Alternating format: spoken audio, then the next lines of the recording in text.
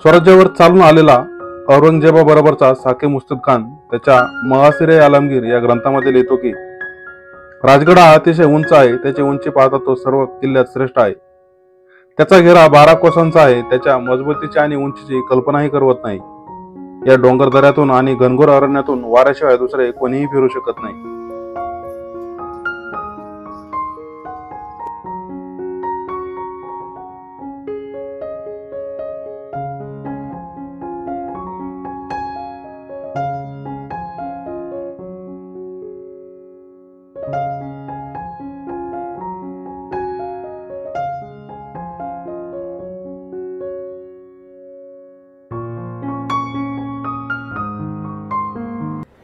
निश्चयाचा महामेरू, बहुतजनांचे आधारू, अखंड स्थितीचा निर्धारू, श्रीमंत योगी. जय शिवराय मित्रांनो. गडांचा राजा आणि राजांचा गड म्हणजेच राजगड. आज आपण राजगडचा ट्रेक करणार असून राजगडचा पूर्ण इतिहास जाणून घेणार आहोत. तुम्ही मागच्या बाजूला पाहत असाल हा राजगड दिसत आहे.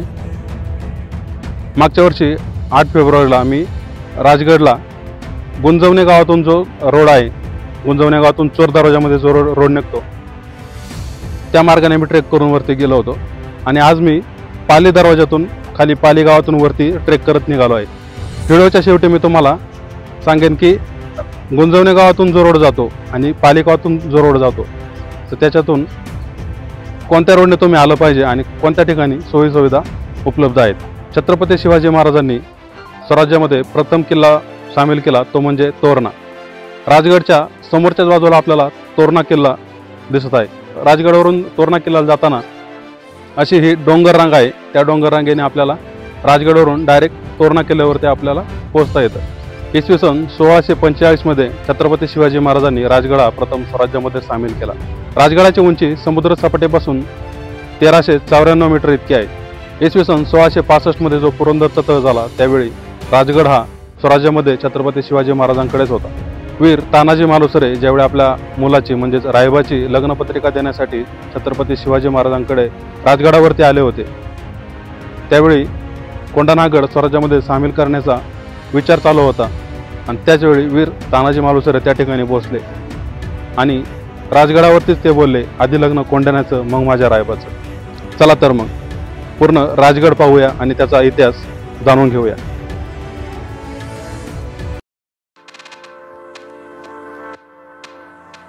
राजगड हा स्वराज्यामध्ये येण्या अगोदर या गडाचं नाव मुरुंबदेव असं होतं.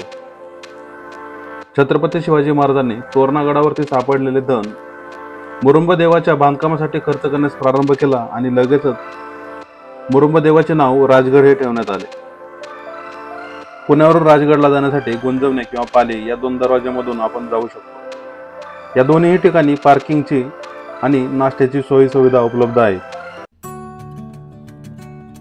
गडाचा ट्रेक चालू करतानाच आपल्याला गडाच्या माहितीचे आणि विविध प्रकारच्या प्राण्यांचे पक्ष्यांच्या माहितीचे फलक पाहायला मिळतात. गड आकाराने इतका मोठा आहे की एका भेटीमध्ये पूर्ण गड पाहणे अशक्य होते. जर पूर्ण गड पाहायचा असेल तर सकाळी लवकर गडावरती पोहोचलं पाहिजे. सकाळी 7 वाजता गड सर करायला सुरुवात केल्यामुळे आपण पूर्ण गडाची माहिती घेण्याचा प्रयत्न करणार आहोत. छत्रपती शिवाजी महाराजांचा अधिक सहवास लाभलेला किल्ला म्हणजेच राजगड होय. राजमाता जिजाऊ या किल्ल्यावरती अनेक वर्ष वास्तव्यास होत्या. राजगड हा अनेक महत्वाच्या घटनांचा साक्षीदार आहे. याच गडावरती छत्रपती शिवाजी महाराजांचे पुत्र राजाराम महाराज यांचा जन्म झाला आणि याच गडावरती महाराणी सईबाई यांनी शेवटचा श्वास घेतला. मावळ भागामध्ये राज्यविस्तार साध्य करण्यासाठी राजगड आणि तोरणा हे दोन्ही किल्ले अतिशय मोक्याच्या ठिकाणी होते. तोरणाचा बालेकिल्ला हा आकाराने लहान असल्याने राजकीय केंद्र म्हणून हा किल्ला सोयीचा नव्हता आणि राजगडाचा बालेकिल्ला हा भक्कम आणि तितका सुरक्षित. आणि राजगडावर कोणत्याही बाजूने पोहोचण्यासाठी एकतरी डोंगर ओलांडायलाच लागतो. त्याच्यामुळे सुरक्षेच्या दृष्टीने देखील राजगड हा अतिशय योग्य किल्ला होता.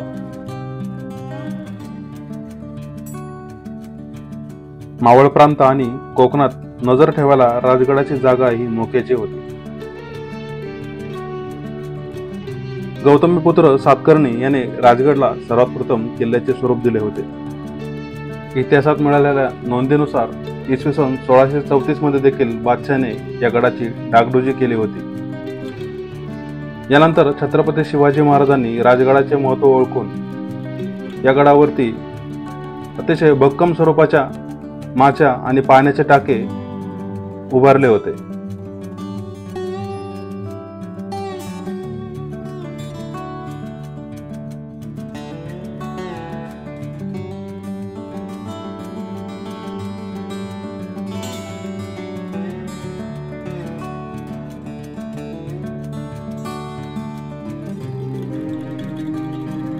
साधारण 1.25 ते 1.5 तासाचा ट्रेक करून आता आपण पोहोचलोय गडाच्या पाली दरवाजामध्ये.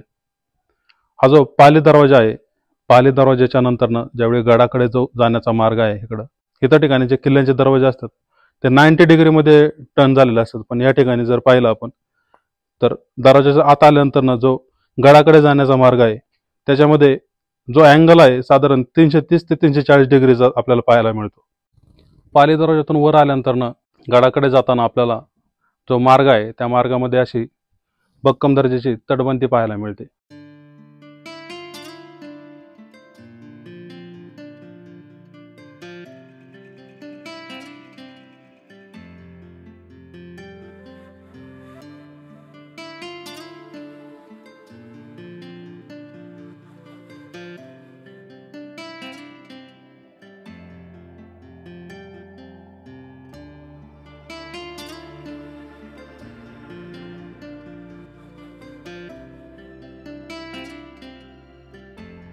या ठिकाणी तुम्ही उजव्या हाताला पाहू शकता, हा पाली दरवाजातून वर आल्यानंतर हा आपल्याला एक मार्ग पाहायला मिळतो आणि त्याच्याच साईडला तिथूनच बाजूनी हा एक छोटा दरवाजा आहे आणि या छोट्या दरवाजावरून इकडे एक असा छोटासा बुरुज आहे आणि या बुरुजावरून जर शत्रूंनी हा पाली दरवाजा जरी तोडला किंवा शत्रू या पाली दरवाजातून जरी आत आला तर या बुरुजावरून वरून शत्रूवरती आपण मारा करू शकतो.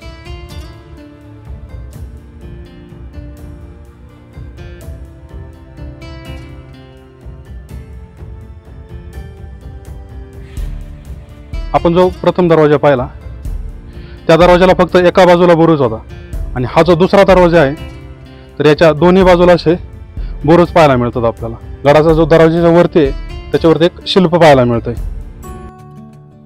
गडाच्या दरवाजाचे बुरुज हे अतिशय भक्कम आणि सुस्थितीत पाहायला मिळतात.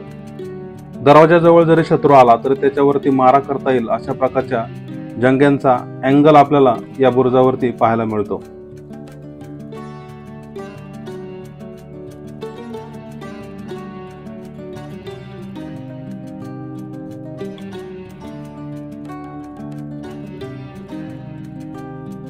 दरवाजाच्या मागच्या बाजूला जी लॉक सिस्टीम वापरली जायची तर ती लॉक सिस्टीम आपल्याला या ठिकाणी पाहायला मिळते.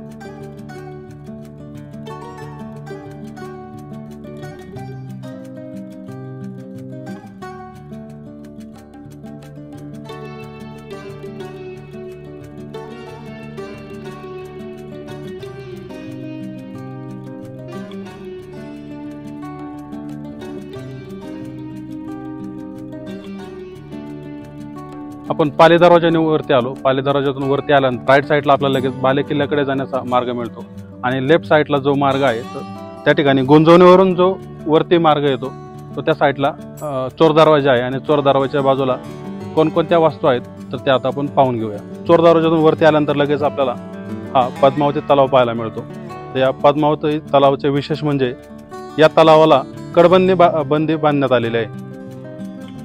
गडावर महामूर पडणाऱ्या पावसाचे पाणी वाहून जाणाऱ्या ओव्हाळाच्या सपाटीवरील भागात खोदकाम करून व पुढे त्याच खड्ड्यात तोंडाशी बांध घालून या तलावाची निर्मिती केली आहे. पद्मावती तलावाच्या पूर्वेला व पश्चिमेला भिंत बांधून काढली आहे. याचा उद्देश असा की गडावरील दगडगोटे पाण्यामध्ये साचू नये.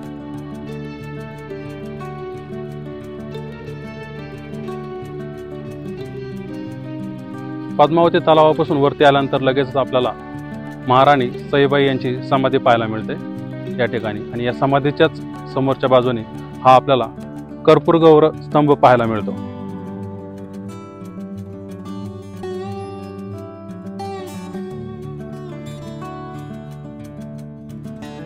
याच ठिकाणी आपल्याला देवी पद्मावतींचे मंदिर पाहायला मिळते। याच मंदिरामुळे या माचेला पद्मावती माची आणि तळ्याला पद्मावती तळे असे नाव देण्यात आले असावे।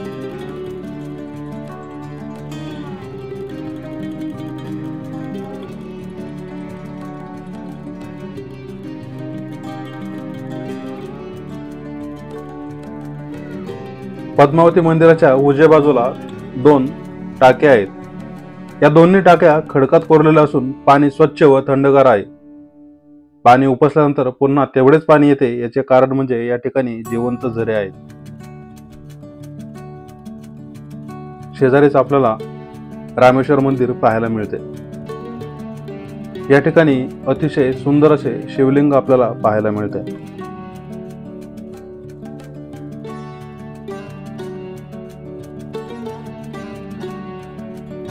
पद्मावती मंदिराच्या शेजारीच आपल्याला जुन्या काळातील कचेरीचे अवशेष पाहायला मिळतात। कचेरीपासून जवळच आपल्याला राजवाड्याचे देखील अवशेष पाहायला मिळतात।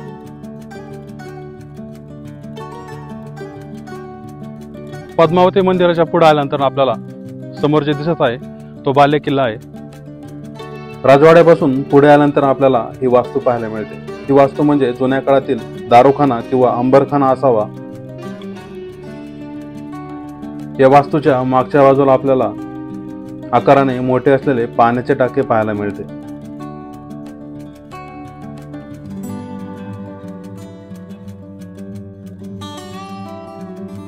शेजारीच एक सध्या प्रवेश बंद असलेली सदर पाहायला मिळते।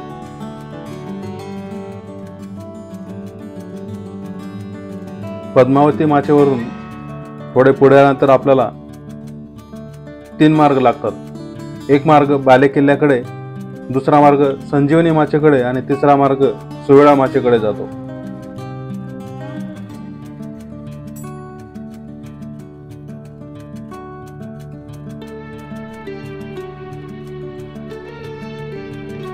गड संपूर्ण पाहायचा असेल तर प्रथम बाले किल्ला पाहण्याचा सल्ला मी सर्वांना देईन।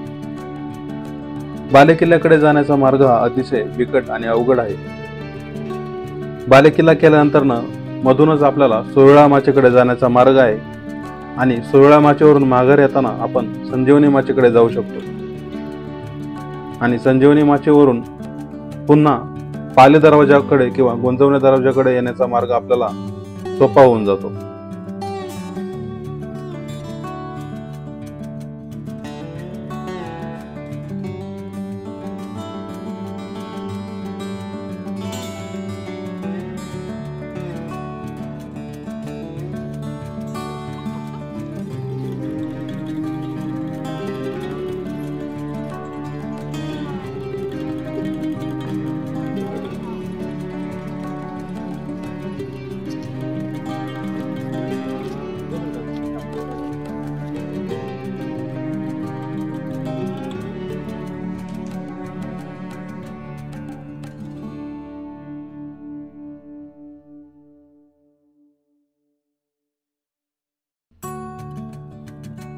आता आपण पोहोचलोय बाले किल्ल्याच्या महाद्वारामध्ये। बाले किल्ल्याचे बुरुज हे आपल्याला षटकोनी आकाराचे पाहायला मिळतात। दरवाजावरती विविध प्रकारचे शिल्प देखील आपल्याला पाहायला मिळतात।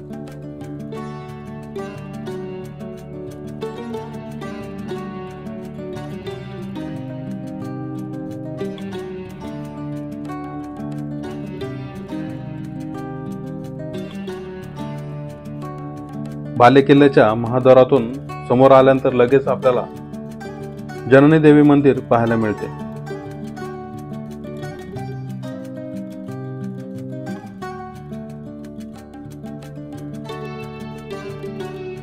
जननी देवी मंदिरापासून समोर गेल्यानंतर लगेच आपल्याला अर्धचंद्राकृती जलसमुद्र तलाव लागतो।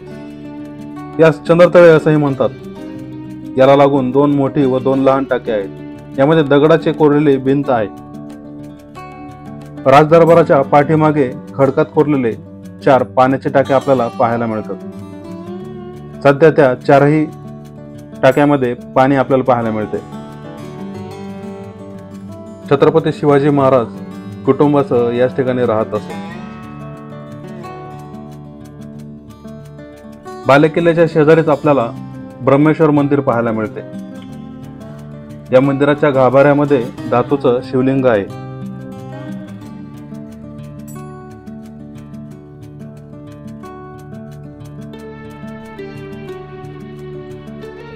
बालेकिल्ल्याच्या माथ्यावरून नजर फिरवतात डोक्यात मावणार नाही इतका विस्तीर्ण प्रदेश पाहायला मिळतो। येथून अनेक गड किल्ल्यांचे दर्शन होते। बालेकिल्ल्याला साधारण 15 मीटर उंचीची तटबंदी बांधलेली आहे। बालेकिल्ल्यावरती छोटे मोठे मिळून 12 पाण्याची टाके आहेत। याचा उद्देश असा की सोवेळा, पद्मावती व संजीवनी माची इथपर्यंत शत्रू आला तरी बालेकिल्ला जास्त काळ झुंजता ठेवण्यासाठी महाराजांनी पाण्याची सोय केलेली पाहायला मिळते। बालेकिल्ल्यावरून सोवेळा माचेकडे जाण्यासाठी पुन्हा पद्मावती माचेकडे न जाता या ठिकाणावरून आपल्याला सोवेळा माचेकडे जाण्यासाठी मधूनच एक मार्ग मिळतो।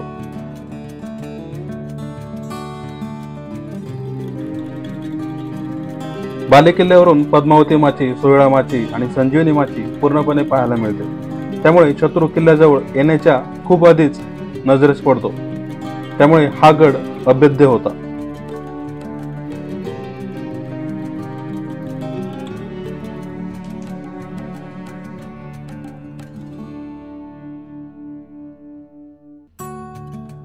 सोवेळा माचेकडे जाताना आपल्याला मध्येच हनुमान टाके पाहायला मिळते। याच ठिकाणी हनुमानाचे मंदिर देखील आहे।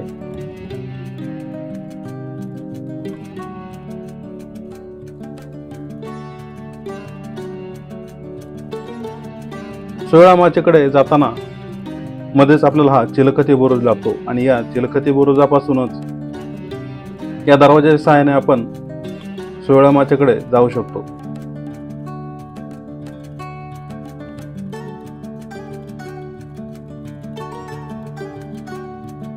गडाच्या तटबंदीला ठिकठिकाणी आपल्याला अशा प्रकारचे दरवाजे पाहायला मिळतात।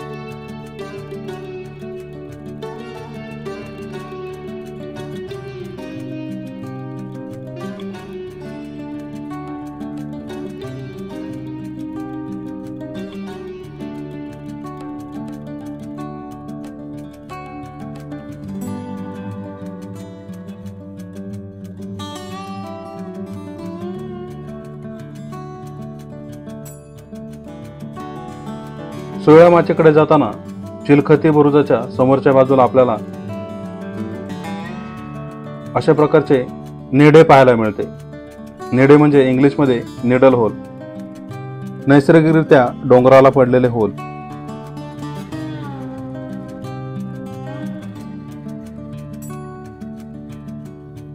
गडाच्या पूर्वेला असलेल्या सोवेळा माचेपर्यंत आता आपण पोहोचलेले आहोत। या माचेचे बांधकाम खुद्द महाराजांनी आपल्या देखरेखीखाली करून घेतलेले होते।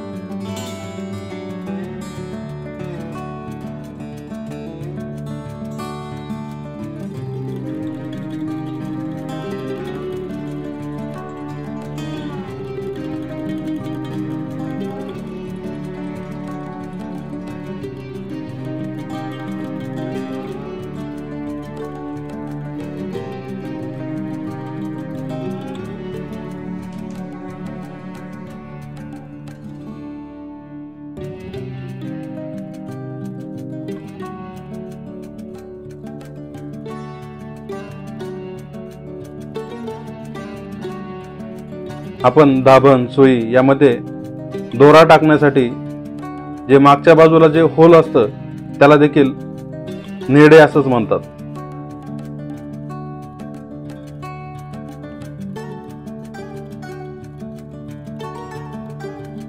आता आपण पोहोचलोय सोवेळा माचेच्या चिलखती बुरुजापाशी।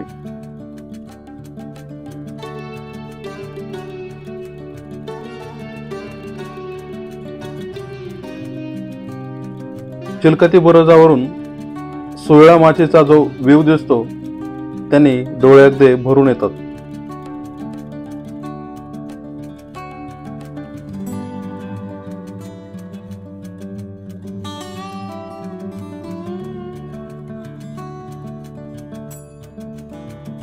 सुळा माचीच्या डाव्या बाजूला आपल्याला गुंजवणे गाव पाहायला मिळते आणि या ठिकाणावरून आपण दोन मार्गाने येऊ शकतो. एक जंगलातून गुंजवणे दरवाजाच्या मार्गे आणि दुसरा म्हणजे चोर दरवाजाच्या मार्गे.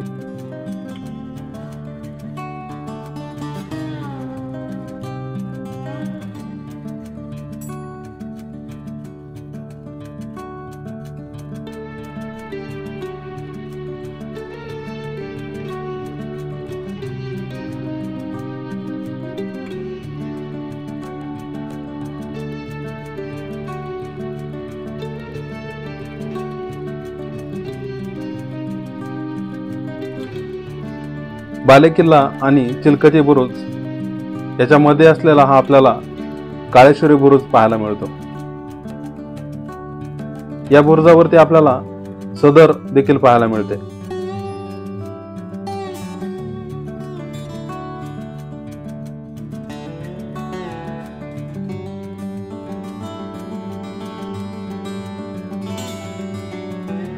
सोवळा माची पाहून आता आपण निघालोय गडाच्या पश्चिमेला संजीवनी माचीकडे.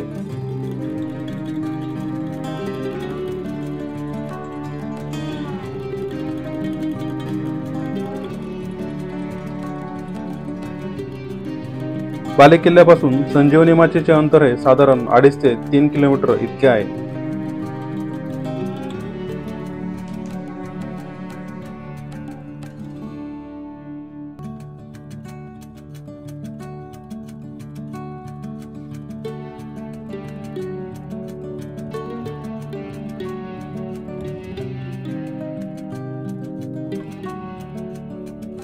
सोवळा माचीवरून संजीवनी माचीकडे जाताना आपल्याला ठिकठिकाणी पाण्याचे टाके आणि विविध प्रकारचे बुरुज पाहायला मिळतात.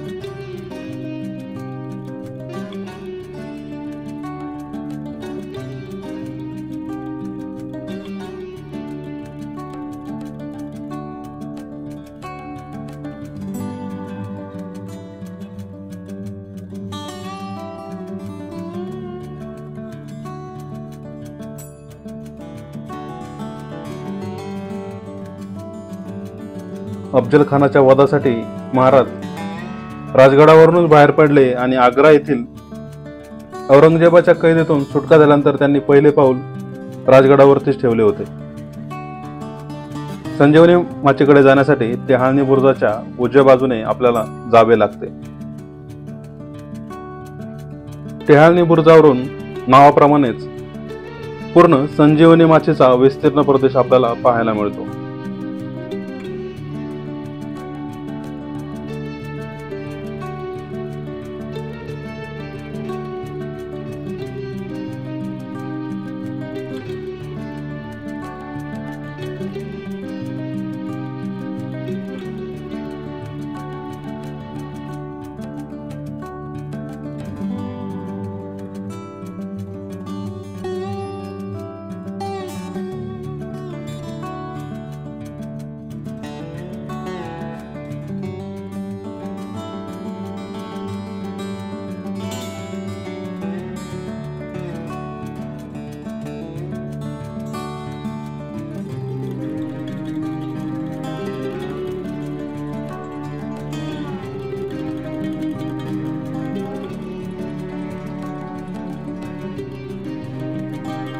मागे जे आपण माची पाहतोय ती संजीवनी माची आहे आणि या संजीवनीचं माचीचं अंतर जे आहे ते सुमारे 2.5 किलोमीटर इतकं आहे आणि या माचीला टोटल 19 बुरुज आहेत दोन्ही बाजूने मिळून. राजगडावरून तोरणा किल्ल्याकडे जाण्याचा एकमेव मार्ग म्हणजे आलो दरवाजा, आणि हा आलो दरवाजा याच संजीवनी माचीकडे स्थित आहे.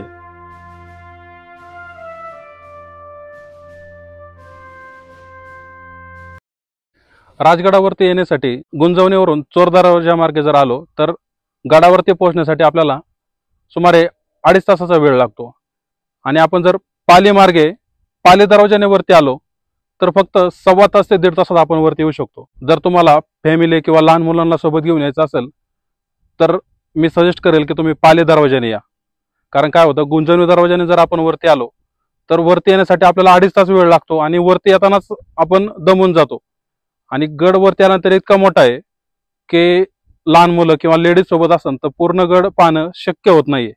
आम्ही पुण्यावरून सकाळी 4:30 वाजता निघालो होतो आणि गडाच्या पायथ्याला आम्ही एक 6:30च्या आसपास होतो. तिथं नाश्त्याची सोय आहे, गाडीची पार्किंगची सोय आहे पाली दरवाजाच्या ठिकाणी. त्या ठिकाणी आम्ही नाश्ता केला आणि एक 8:30च्या आसपास आम्ही गडावरती होतो. आता दुपारचे 1 वाजलेत तरी अजून पूर्ण गड माझा पाहून झालेला नाहीये.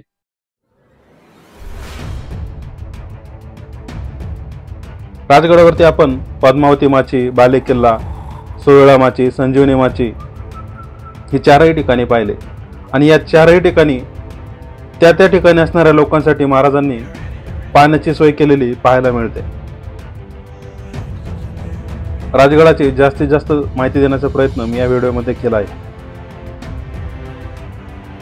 व्हिडिओ आवडल्यास व्हिडिओला लाईक आणि चॅनलला सबस्क्राईब करायला विसरू नका. आणि हो, आपले मित्र, नातेवाईक यांपैकी ज्यांना गड किल्ल्यांची माहिती घ्यायला, त्यांची भटकंती करायला आवडते त्यांच्यासोबत हा व्हिडिओ नक्की शेअर करा.